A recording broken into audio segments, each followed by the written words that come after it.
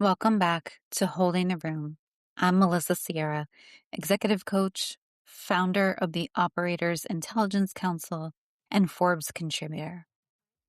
I want to ask you something nobody asks in a leadership meeting because it's too uncomfortable. If you already know what needs to happen, why haven't you said it? That silence right there, that's the boldness gap. And it's costing you more than any inefficiency your AI tools are solving. Let me describe someone to you. Smart, experienced, knows exactly what the problem is, sits in meetings where the real issue is invisible on the agenda, but obvious to anyone paying attention. Has thought about this on their drive home, in the shower, and to be honest, probably at 2 a.m., but hasn't said it. Not because they're afraid of being wrong, because they're afraid of what comes next if they're right. That's the boldness gap. The distance between what a leader knows and what a leader names.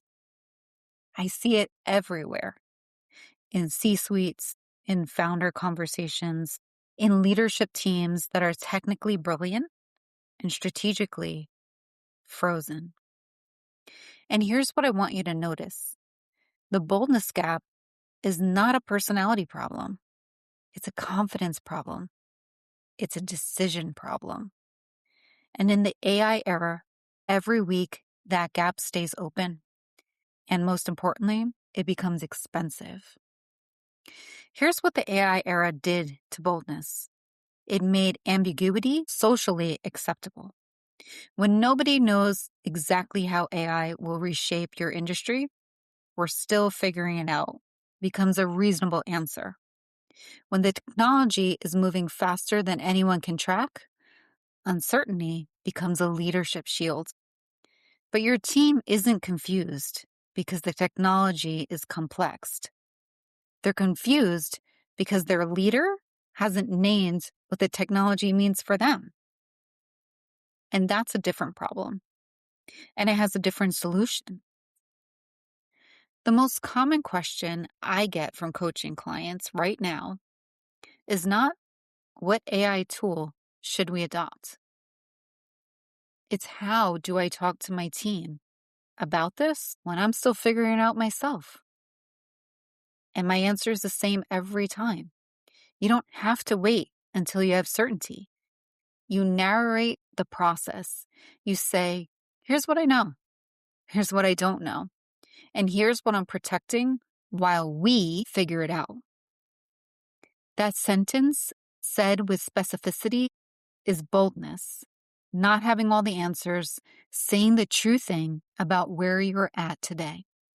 Let me give you 3 specific forms of boldness. These are behaviors, not personality traits, and you can start practicing them this week. Narrative boldness. This is telling your team what is changing, specifically, personally, before the rumor does. Not a memo, not a slide deck, a direct conversation.